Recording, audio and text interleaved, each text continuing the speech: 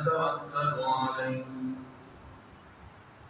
ونعوذ بالله من شرور أنفسنا ومن سيئات أعمالنا من يهده الله فلا مضل له ومن يضلل فلا هادي له ونشهد أن لا إله إلا الله وحده لا شريك له ونشهد أن سيدنا ونبينا ومولانا محمدا عبده ورسوله أما بعد فأعوذ بالله من الشيطان الرجيم ولكل أمة جعلنا منسكا ليذكروا اسم الله على ما رزقهم من بهيمة الأنعام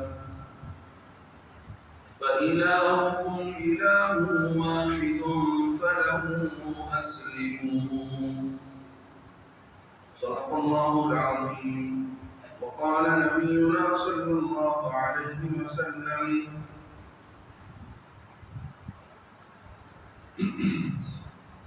ما عمل ابن آدم من عمل يوم النحر أحب إلى الله من إغراق الدم وإنه ليأتي يوم القيامة بقرونها وأشعارها وأغلافها وإن الدم ليقع من الله بمكان قبل أن يقع أو كما قال عليه الصلاة والسلام.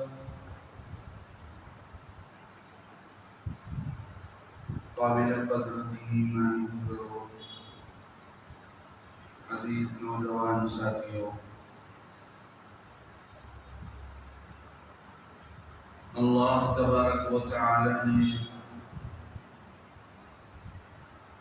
جو دین محمدی صلی اللہ علیہ وسلم سے ہم سب کو نوازا ہے، اس دین کو اللہ تبارک و تعالی نے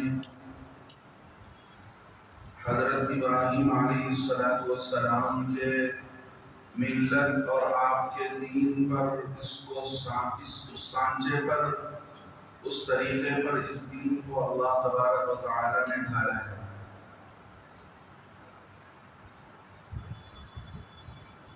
ہر زمانے میں پیغمبر اپنے ساتھ جو دین لے کر آتے تھے، وہ آ کر یہ بتلاتے تھے کہ دیکھو پچھلے نبی نے جو تمہیں طریقہ دیا ہے، جو تمہیں عبادت دی ہے، جو تمہیں عقیدہ دیا ہے، اس کے اندر تم نے یہ خرابی کر لی ہے، اس کی یہ حقیقت ہے اور تمہیں ایسا کرنا چاہیے تھا، لیکن تم نے اس کے اندر ایسی تبدیلی کر دی۔ اللہ تبارک و تعالیٰ کو یہ منظور تھا کہ حضرت ابراہیم علیہ السلام کہ جن کی ذریت پر اللہ نے فیصلہ کر لیا تھا کہ جن کے خاندان میں ہم نبوت کو چلائیں گے، تو ان کے دونوں بیٹوں سے اللہ تبارک و تعالیٰ نے دین کی خدمت کا کام لیا۔ ایک بیٹے سے سارے انبیاء علیہ السلام بنی اسرائیل کے پیدا کیے گئے، دوسرے بیٹے حضرت اسماعیل ذبیح اللہ سے اللہ کے نبی، ہمارے نبی محمد رسول اللہ صلی اللہ علیہ وسلم کی پیدائش۔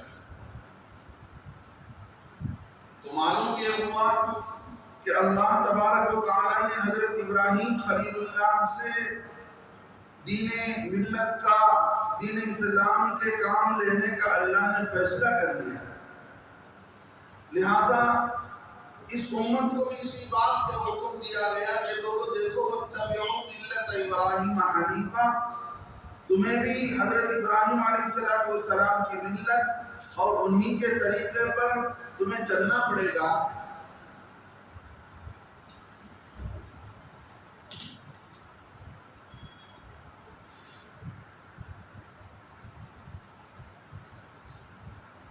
تمہیں بھی اسی کے طریقے پر چلنا پڑے گا اور اسی دین کے حساب سے چلنا پڑے گا۔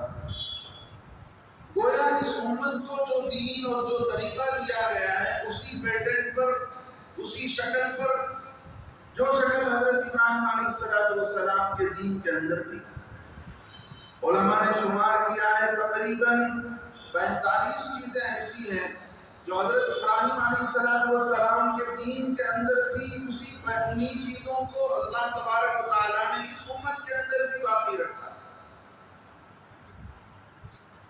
ہم دیکھیں تو سب سے بنیادی طور پر جو چیز ہمیں سمجھ میں آتی ہے، حضرت ابراہیم علیہ السلام کی آمد اور آپ کی زندگی، آپ کا پیغام جو امت کو آپ نے دیا، اس کا سارا نچوڑ توحید پر ہے۔ امت کو اللہ سے جوڑا، اللہ کے ایک ہونے کا سبق پڑھایا۔ اللہ کے نبی محمد رسول اللہ صلی اللہ علیہ وسلم نے بھی وہی کام کیا، بلکہ سارے انبیاء وہی کام کرتے تھے۔ تو اس اعتبار سے یہ بتا دیا گیا کہ دیکھو اس دین کی پیروی کرو جو دین حضرت ابراہیم علیہ السلام لے کر آئے۔ حضرت ابراہیم علیہ السلام کے دین کے اندر جو بنیادی باتیں تھیں وہ یہ تھا کہ آپ نے اپنے آپ کو یہ ثابت کروا دیا کہ میں سچا پکا مسلمان ہوں۔ اللہ تبارک و تعالیٰ کا حکم دیا گیا کہ آپ جو ہے فرما بردار ہو جائیے۔ تو فرما برداری کیسی ہوتی ہے؟ حضرت ابراہیم علیہ السلام کی زندگی میں دیکھی جائے تو وہ فرما برداری کا پورا پیمانہ ہمیں سمجھ میں آتا ہے کہ اللہ کے سامنے فرما بردار ہونا کسے کہتے ہیں، فرما برداری کسے کہی جاتی ہے۔ وہ حضرت ابراہیم علیہ السلام کی زندگی میں تفصیل میں جانے کا موقع نہیں ہے۔ ہر کوئی جانتا ہے کہ کن کن حالات میں دشمنوں کی جانب سے حالات آئے، اپنوں نے گھر سے بے گھر کیا، اور جو ہے حالات اتنے دوبھر ہو گئے کہ گاؤں کو چھوڑ کر در بدر چلنا پڑا۔ اللہ کا حکم ہوا تو اپنی ایک بیوی کو لا کر مکے کے سنگلاخ وادی میں لا کر بسایا۔ اب اللہ کا پھر حکم ہو رہا ہے وہیں چلے جاؤ، عراق کی زمین میں، ملک شام کی زمین میں جاؤ، وہاں جا کر تم دین کی دعوت دو۔ اب وہاں چلے گئے ہیں، جو جیسے کرنے کو کہا گیا ویسی زندگی کر کے بتائی۔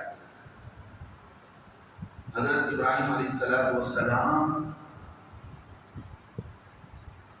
کی تاریخ سے یہ مہینہ حج کا مہینہ اور آنے والا ذی الحجہ، جس میں حج بھی ہوتا ہے اور عظیم عبادت قربانی کی ہوتی ہے۔ ہمیں یہ سمجھنا ہے کہ یہ قربانی کیا چیز ہے۔ کہیں ہم اپنے بڑوں کو دیکھا دیکھی تو قربانی نہیں کر رہے ہیں۔ ہم جو ہے مسلمان کہلاتے ہیں، اس وجہ سے ہم قربانی تو دے رہے ہیں، لیکن دل کے اندر قربانی کا وہ جذبہ جو ایمان والے کو ہونا چاہیے وہ جذبہ ہمارے اندر نہیں ہے۔ تو پھر سمجھ لیجئے کہ قربانی کا ہم نے پورا چیپٹر سمجھا ہی نہیں۔ سب سے پہلی بات یہ ہے، اللہ فرماتے ہیں وَلِكُلِّ أُمَّةٍ جَعَلْنَا مَنْسَكًا، لوگوں ہر امت میں، ہر کمیونٹی میں ہم نے قربانی کو رکھا ہے۔ کیا مطلب؟ دیکھیے دنیا کے اندر دو قسم کے مذاہب ہیں۔ ایک مذہب وہ ہے جو اپنے کو کہتے ہیں کہ ہم آسمانی مذاہب اپنے پاس رکھتے ہیں، آسمانی مذہب ہمارے پاس ہے۔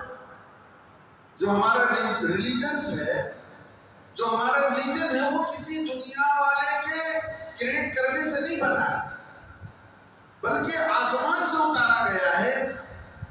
اس طرح کا عقیدہ رکھنے والے اور اس طرح کی بات کہنے والے دنیا کے اندر نصارہ ہیں، جن کو کرسچن کہا جاتا ہے، اور یہود ہیں جو اس سے بھی کم تعداد میں ہیں، اور ان دونوں سے زیادہ تعداد میں دنیا کے اندر مسلمان ہیں۔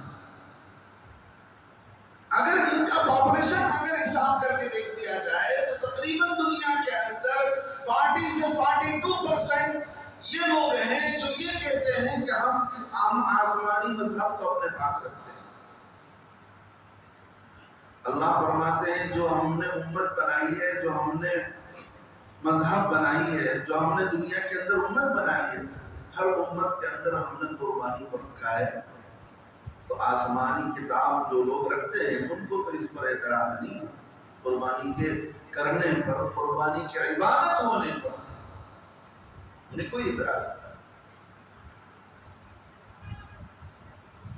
اگر اللہ کے منشے کو ہم اگر سامنے رکھ کر چلیں کہ اللہ رب العزت اس قربانی کو عبادت کیوں بنائے ہیں، اللہ رب العزت نے جانور کے ذبح کرنے ہی کو قربانی کیوں رکھا ہے، اللہ رب العزت نے جانور کی قربانی کو کرنے پر ہمیں جو ثواب دے رہے ہیں اس کا کیا منشا ہے؟ اللہ تو یوں کہہ رہے ہیں کہ ہمیں نہ تمہارا خون پہنچتا ہے، نہ ہم کو تمہارا گوشت پہنچتا ہے، بلکہ تمہارے دل کا تقویٰ پہنچتا ہے۔ اس کا کیا مطلب ہے؟ ان ساری باتوں کو اگر ہم سامنے رکھ کر چلیں تو ایک ایک چیز ہمارے سامنے کھل کر آتی ہے۔ اللہ رب العزت اس قربانی کے ذریعے سے اور اس قربانی کی عبادت کے ذریعے سے ہمیں ایک سبق دینا چاہیے۔ ہندوؤں کے پرانے مذہبی لوگوں کا یہ بھی ماننا ہے کہ وہ ہندو مذہب بھی آسمان سے اترا ہوا ہے۔ یہ کتنا سچ ہے؟ اسی لیے اگر آپ ان کی کتابوں میں دیکھیں تو ان کی کتابوں میں آپ کو کتاب لکھنے والے کا نام نہیں ملے گا۔ وہ یوں کہتے ہیں کہ یہ آسمانی کتاب ہے۔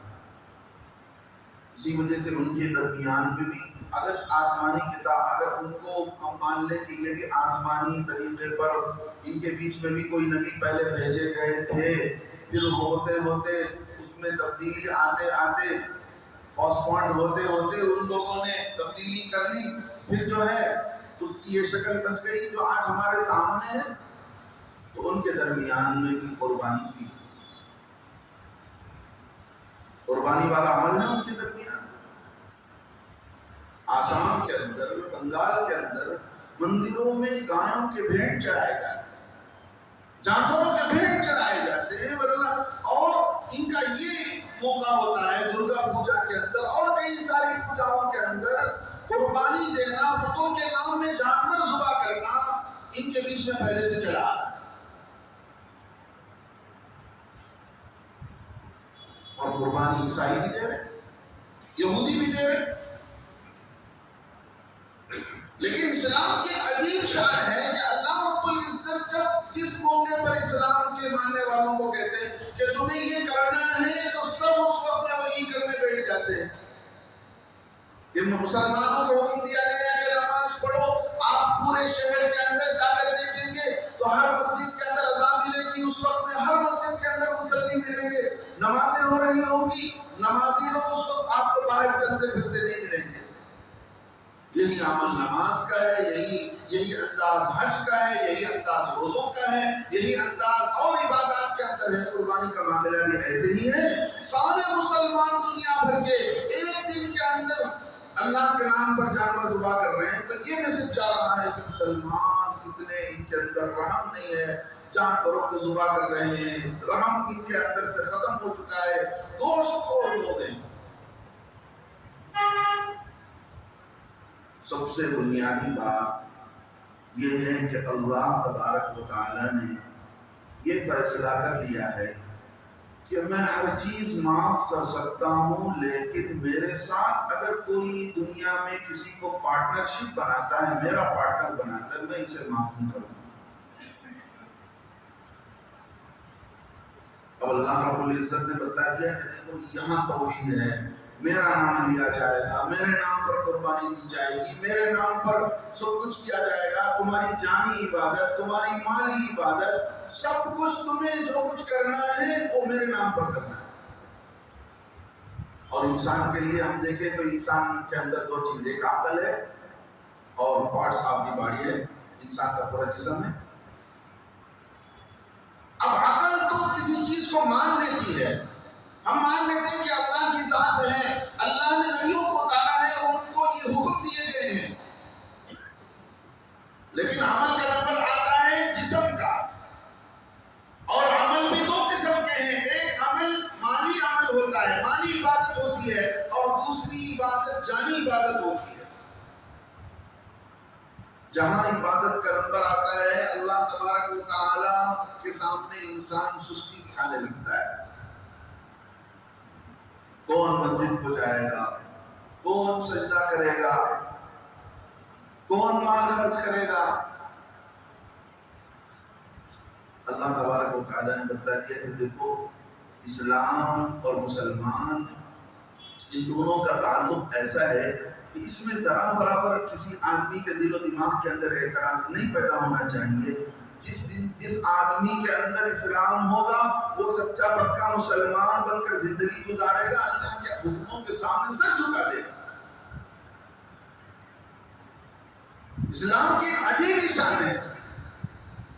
آپ جا کر دیکھ لیں یہودیوں کے سامنے، یہودیوں کی عبادت ایسی ہے کہ ان کی عبادت کے اندر صرف سجدہ ہے،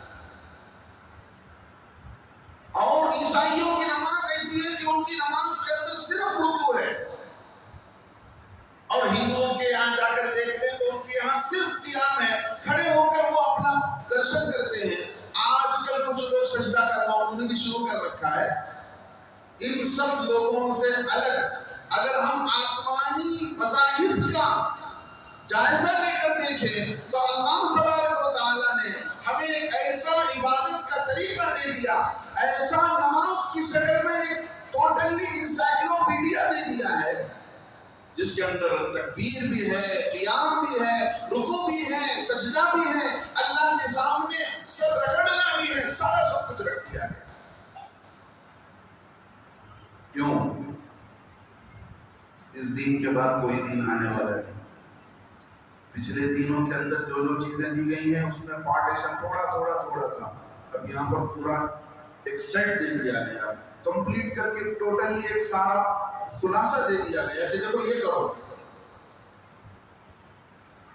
جو نبیوں کو طریقہ عبادت دی گئی ان سب کا خلاصہ، ان سب کا نچوڑ ہمارے نبی محمد رسول اللہ صلی اللہ علیہ وسلم کو دیا گیا. اللہ رب العزت کا دین ہے، اللہ اس کی حفاظت کرنے والے ہیں، لہذا ذرا برابر ایمان والے کے دل میں یہ بات نہیں آنی چاہیے کہ کیوں ایسا ہو رہا ہے. میں نے بنیادی طور پر ایک بات آپ کو بتائی کہ اللہ رب العزت ہر موقع پر اپنی وحدانیت، اپنی بڑائی، اپنا ایک ہونا، اپنا رب ہونا، اپنا مالک الملک ہونا دنیا والوں کو بتلاتے ہیں، دنیا والوں کو سمجھاتے ہیں کہ میرا ہی سکہ چلے گا، میرے ہی نام پر سب جھکیں گے، میرے ہی نام پر سب اٹھیں گے، میرے ہی نام پر قربانی دی جائے گی. لہذا لوگوں ان اللہ اشتری من المؤمنین، تمہیں جان پیاری ہے، تمہیں مال پیارا ہے، اور تم اس جان و مال کو رکھتے ہوئے بھی موت کے بعد جنت جانا چاہتے ہو، تو ہم یہ کرتے ہیں کہ تمہارے جان و مال کو خرید دیتے ہیں. لاؤ تمہاری جان، تمہارا مال ہمارا دیا ہوا ہے، ہم پھر دوبارہ تم سے سودا کرتے ہیں، لہذا جان بھی دے دو، مال بھی دے دو، دنیا میں جتنا جو کچھ لگا سکتے ہو اللہ کے دین کے لیے، جان کا حصہ، مال کا حصہ، وقت کا حصہ لگا کر دیکھ لو، پھر تمہارے لیے جنت کی کیسی نعمتیں ہم تمہارے لیے تیار کرتے ہیں.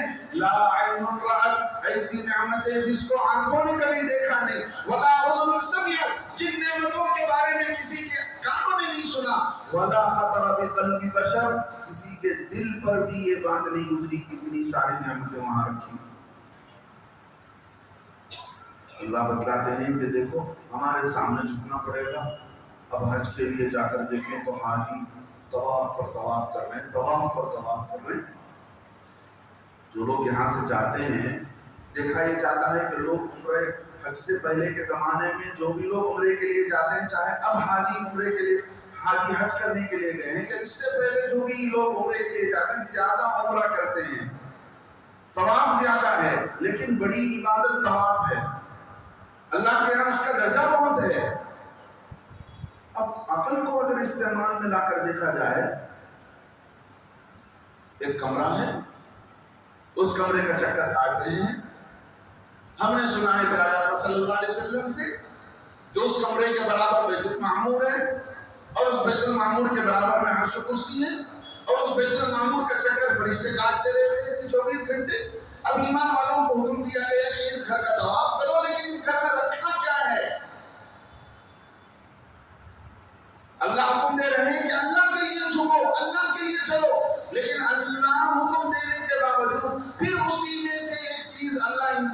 طور پر ایک گھر کو مقرر کر کے بتا رہے کہ اس کا چکر کاٹو. دنیا والے جو بھی کہتے ہوں, دنیا والے جو بھی سمجھتے ہوں, لیکن یہ ہمارا حکم ہے کہ اس گھر کا چکر کاٹا جائے گا. یہ عبادت ہے.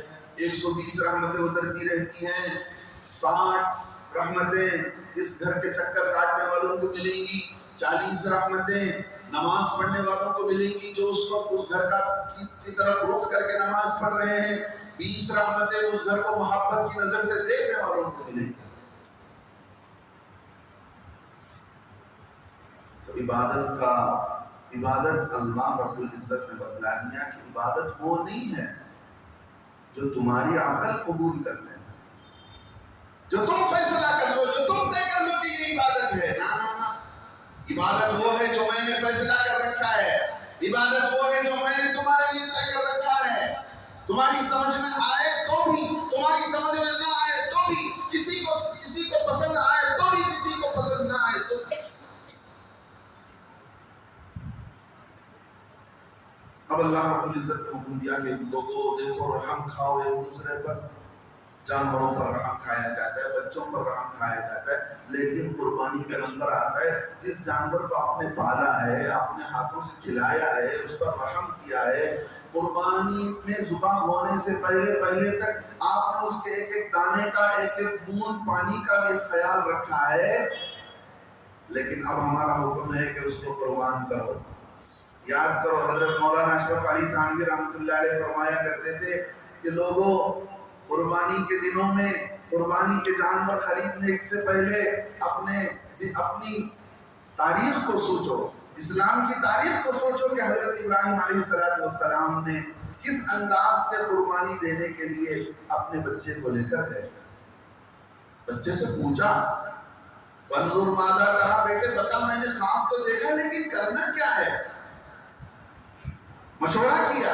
علماء نے لکھا ہے, علماء فرماتے ہیں مشورہ کرنا یہ ایسی سنت ہے کہ انبیاء نے اپنے بچوں سے کیا, آج ہم اپنے گھر والوں سے کرنے کے لیے تیار ہیں.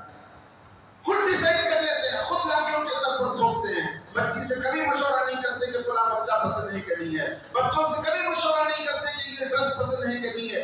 ان سے مشورہ کرو, ان کی اوپینین لو, ان کا یہ اختیار اللہ رب العزت نے دیا ہے. آپ اسے اپنے ساتھ بٹھا کر گھریلو معاملات میں اس سے رائے مشورہ لیتے ہیں تو اس کی ہمت بلند ہوتی ہے, اس کے حوصلے بلند ہوتے ہیں. حضرت ابراہیم علیہ السلام کا خواب وہی ہے. اللہ کی طرف سے حکم دے دیا گیا کہ ذبح کر دو, لیکن بچے سے مشورہ کر رہے ہیں, بتا بیٹے کیا کرنا ہے. لیکن بچہ بھی کس کا بچہ تھا؟ نبی کا بچہ ہے. بچہ بھی تیار ہو گیا سنتے ہی, افعل ما تؤمر. ابا جان اس میں پوچھنے کی کیا بات ہے, آپ کو حکم دیا گیا ہے, جو آپ کرنا چاہے کر گزریے گا. اللہ رب العزت نے اپنے پیارے نبی کے بیٹے کو ذبح کرنے کا حکم دے کر نبی کا امتحان دیا. ایسے ہی ہر سال اس سنت کو, اس پیارے طریقے کو جاری رکھ کے ہمارا تمہارا امتحان لیا جا رہا ہے کہ کتنی خوش دلی سے جانور ذبح کر رہے ہو. جانور ذبح کرتے ہوئے, خریدتے ہوئے کنجوسی تو نہیں کر رہے ہو. تمہارے اندر کا اسلام, تمہارے اندر کا جذبہ کیسا ہے. اللہ بتلا رہے ہیں کہ تمہارا نہ گوشت پہنچتا ہے, تمہارا خون بھی نہ پہنچتا ہے میرے پاس. میں تمہاری اندر کی مسلمانی دیکھتا ہوں. ادھر تم نے جانور پر تو چھری پھیر دیا, لیکن اندر نفس پرستی ہے. صبح اٹھے تو مسلمان کہتے, مسجد کو آئے تو اللہ کے سامنے بتا دیا کہ اللہ ہم مسلمان ہیں, لیکن اندر خواہشات پڑے ہوئے ہیں. اللہ رب العزت بتلاتے ہیں ہم تمہارے دلوں کو چھان بین کرنا چاہتے ہیں, تمہاری فرما برداری دیکھنا چاہتے ہیں اس قربانی کے موقع پر, کہ تم اپنی نبی کی تاریخ کو یاد کر کے, نبی کی پچھلی زندگی کو یاد کر کے, تمہارے اندر سچا اسلام, تمہارے اندر سچی مسلمانی جاگے کی نہیں. پیارے دوستو, اللہ رب العزت ہم سب کو صحیح عمل کی توفیق نصیب فرمائے. ہر جاندار, ہر چیز کے اندر اللہ نے جان رکھا ہے, کوئی بھی کسی چیز کی جان لیے بغیر دوسرے جان کی حفاظت نہیں ہے۔ پہلے لوگ نہیں مانتے تھے، کہتے تھے کہ درختوں کے اندر جان نہیں ہے، بعد میں سائنسدانوں کو ماننا پڑا کہ اس کے اندر بھی جان ہے۔ کئی سارے درختوں پر چھری پھیری جاتی ہے تاکہ آپ کا کھانا تیار ہو جائے۔ اللہ نے ایسا نظام بنا رکھا ہے کہ ایک چیز دوسری چیز کی روزی ہے۔ آپ کی روزی سبزیاں ہیں اور سبزیاں ہی جانوروں کی روزی ہے، اور ان جانوروں کا آپ کے فائدے کے لیے پیدا کیا گیا ہے۔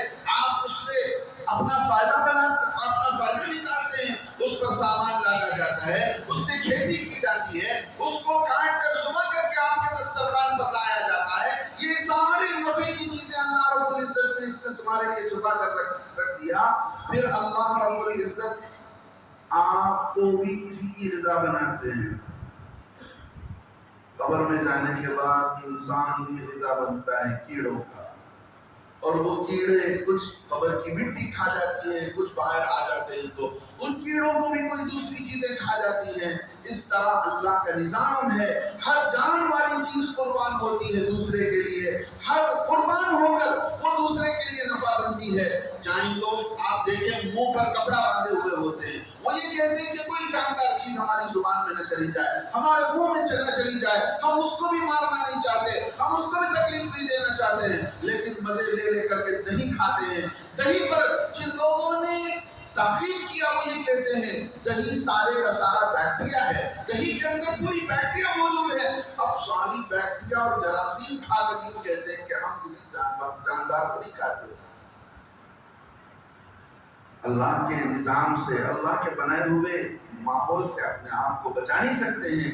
غرض دنیا کتنی بھی ترقی کر لے، دنیا والے کتنا بھی اسلام کو بدنام کر لیں، دین کو بدنام کر لیں، اللہ رب العزت نے اس زمانے سے لے کر آج تک یہ سنت جاری رکھی ہے، یہ عبادت جاری رکھی ہے۔ اللہ نے انسان کے جان کے بدلے 70 ماہوں سے زیادہ رحم کرنے والی ذات اللہ چاہتے فیصلہ ہو جاتا، اے لوگو اسماعیل ذبیح اللہ سے بڑھ کر تو تمہارا بچہ نہیں ہے، چلو ہر سال اپنے بچے کو قربان نہیں کر سکتے، کم از کم زندگی میں 9 سال جانور ذبح کرو، 1 سال آپ کے ایک بچے کو ذبح کرنا پڑے گا۔